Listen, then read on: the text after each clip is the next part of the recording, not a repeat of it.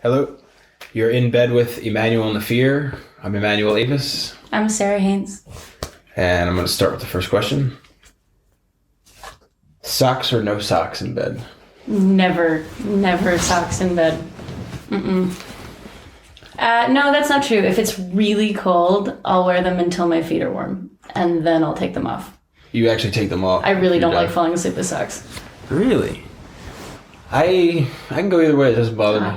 If it's cold, I have to have them on. But I'm always freezing. I don't know. Anyways. Next.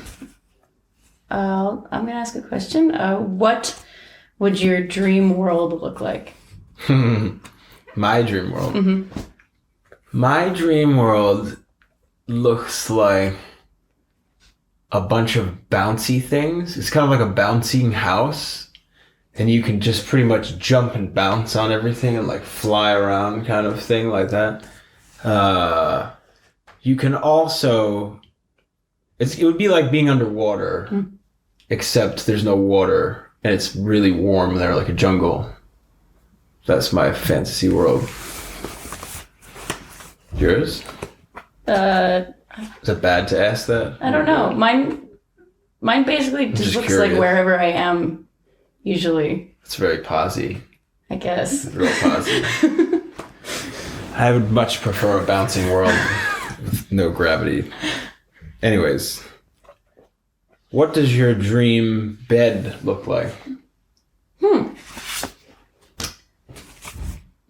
Dream bed. I mean, definitely probably a little bit bigger than this one, but not much because I don't need too much space. And No vines on it or anything? no, I don't really. The princess thing kind of freaks me out. That like when you have like the netting around. Like claustrophobic? Yeah. I don't need that. I think just pretty simple, honestly. Like little wooden headboard and nice sheets though. Like really clean, soft sheets. Very nice. And a huge comforter because I'm also always cold. I'll take that. What is the best way to be woken up? With no one around you, at your own will, just rising with whatever it is, in complete darkness, and it has to be 82 degrees Fahrenheit, which is 25 Celsius, something like that. Did you have a little light to fall asleep with when you were a kid? Yeah, I did. It was this bizarre, it was like plastic stained glass, and when it got warm, it bubbled a little bit. Like a lava and it was like lamp? it was like it had like a little candle on the top, but it was all plastic, and it, yeah. Like a lava lamp inside? No, it wasn't a lava lamp. It was just like water, but I don't think it was water because it reacted to just like the heat of the light. I know what you're talking about. Those like oil things. Yeah. So you couldn't sleep without it? For a while. I mean, I got used. I was okay sleeping in the dark after just a couple of years, but for a while I did have one. Yeah. I was horrified of sleeping for like the first 12 years of my life. Really? Yeah, petrified. I hated it. I never wanted to go to sleep. Okay. So this is a good follow-up question to that. Did you have an item as a child that you needed for sleeping? No, never. I don't think. Not that I remember. You just hated sleeping all the time. I used to like hear shit all the time. Sorry, I'm not allowed to curse. I used to hear things all the time. Yeah, I want to. There has to be a way to spot if like a kid is creative because they're like nuts, you know. And like you have to be like, it's okay, kid. The things in your mind are not gonna eat you. I remember seeing the movie The Gate, and like I never wanted to put my feet at the edge of the bed. I don't know if you saw that. You might be too young for that. And ruined my life. Freddy Krueger, and it's terrible. Yeah. That and extremely Christian upbringing. My whole life was horrifying. Anyways, next question. If an album could become a person, which album would you like to have sex with? Wow. You've never had sex before, though. Never, ever. Hypothetically. Extremely Christian upbringing. Me neither. I'm a complete virgin. An album that could become a person. Just because we were talking about it last night, I think one of my favorite albums front to back, like I think every song on it is perfect. This might be a little weird because it's different personalities, but Rumors by Fleetwood Mac. So I feel like that album would actually turn into like 4 people, which I don't know what that says about me, but yeah, that's... I think it means you're a polyamorous. Perhaps. Yeah. I've never tried it. Or you like a tumultuous relationship. What is the oddest thing you've ever taken into bed? Does that mean just in general? Like, I think in general. You get to pick. In general, you don't. I don't know. Have you ever woken up with like a banana? The oddest thing I've taken into bed. Oh man, I have a really bad story. I had like a wilder time in my youth. I'm much more responsible now. But I remember I was living with my parents. It was like just after college, and I was interning in Brooklyn, and I grew up very close to New York City, like just, you could drive like 8 minutes and be in Times Square. So I was living there and then working at the studio, and I drank too much. I was like,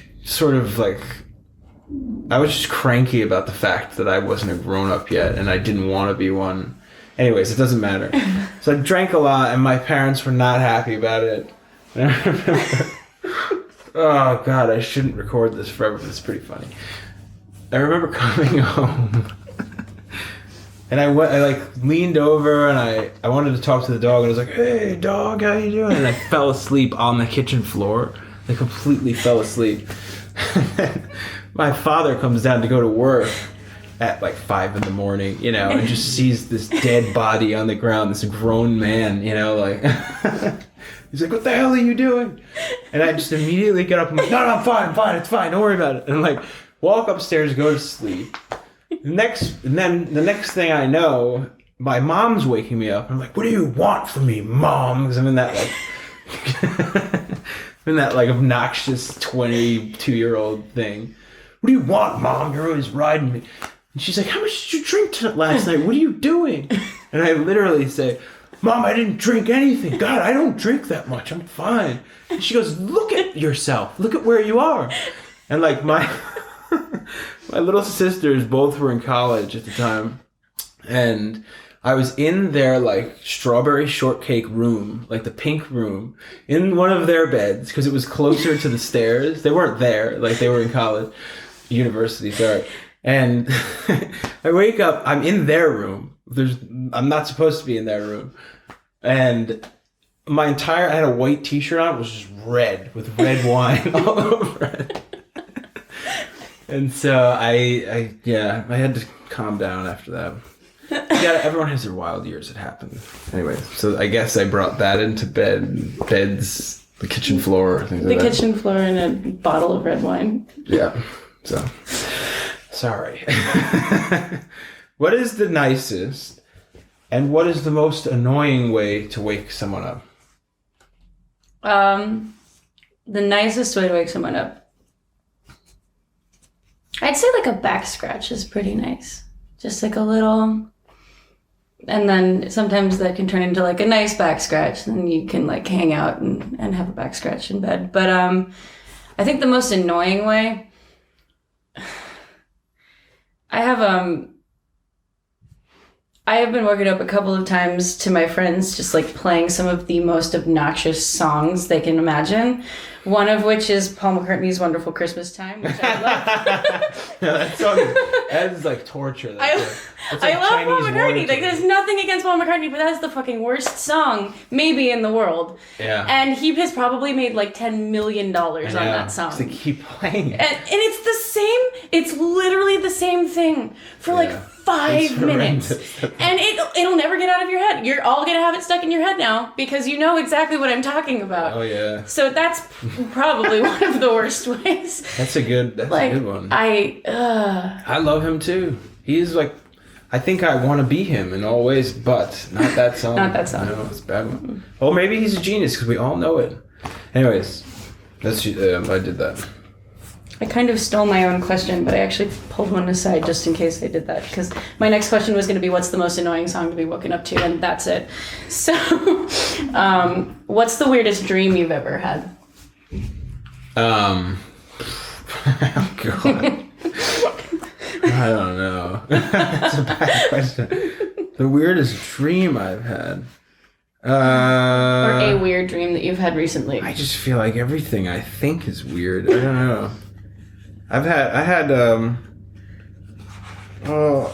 can't even remember, really. Well, I had a dream about one of the albums we did with this. There was like this two-headed monster, and one of the heads was this baby that was all wrinkly and like raisin, and then there was this horse was the next head. It was just a big, strong horse, and he was like really stupid with these black eyes, and he was just like, you know. But the baby was like very serious. I don't know why. I don't know. Yeah, that was pretty weird. I don't know. I always think strange things. Can you come up with a song about sleeping, please, right now? Oh, God. You got your instrument right there. Oh, God. Wow. I don't know. You might have to help me with this one. I'll sing backups.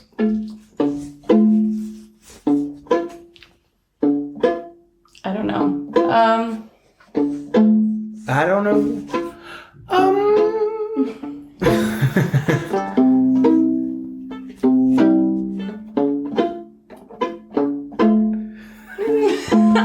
I'm really bad at lyrics on the spot. I have to like agonize over my lyrics for like 4 years before I even let other people read them. That's why I asked the question. I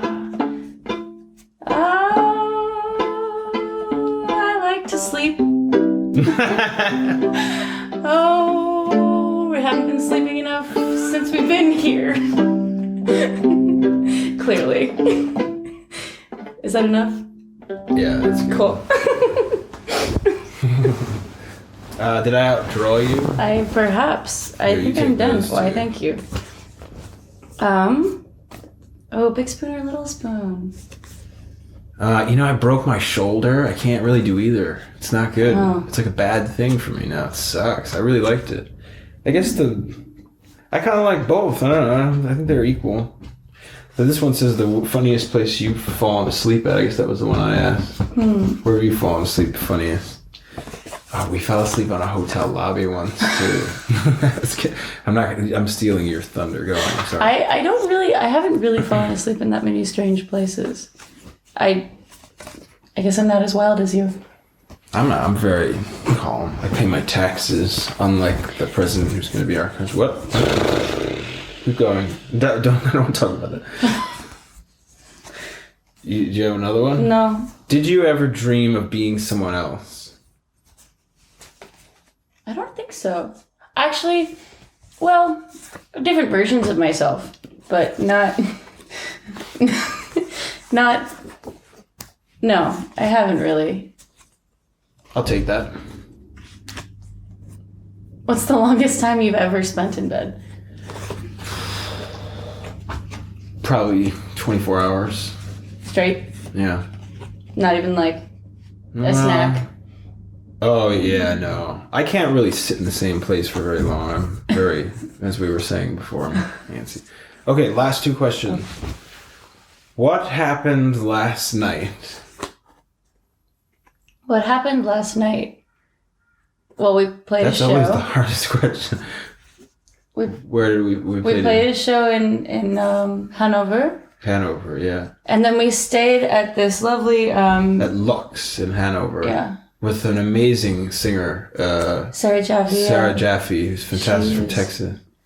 And we consoled one another. Yeah, we were all just depressed and talking about American politics because they're insane and depressing right now. And we stayed with a very nice guy and drank tea. And Rolf. And then we went to bed because we had to be here. We had to leave by 8:30. So we did laundry yesterday. We did laundry yesterday. That was good. That was a fun day. Emanuel bought a coat. Oh, I got. He bought a really good like an coat. Old lady coat. It was perfect. Got it at the thrift store for €10. It's like my mom from the back. Yeah. It's good. It's got a big collar. Okay. Oh, yeah, I did hear this question. Yes. Okay. Which monster sleeps under your bed? Wow. I've had actually like multiple. I've had this is kind of strange. I've had multiple like terrible nightmares or anxiety dreams about like middle-aged white men like who in some way tried to like assault or take advantage or hurt me. Donald Trump, is that what you're talking about? I mean, I could be talking about Donald Trump, yeah. Trying to grab your pussy and Yeah. stuff. Yeah. Sorry. I'm actually worried about that becoming a problem in public places. That's why I asked you where I could find mace this morning. Yeah. It's a good thing to have. What monster sleeps under your bed, Emanuel? Satan. Definitely Satan. Yeah, I've been horrified of that for a while. We come to terms with it though. We're friends now, you know. We all have to coexist, so it's important. You gotta be friends with your enemies. Whatever the hell that means. Thank you. Yeah, Thank you so much. much. You're in bed with Emanuel and the Fear, Emanuel Davis. Sarah Haynes. The rest of the gang is eating. Yeah. But they adore you all. Thank you. Cheers.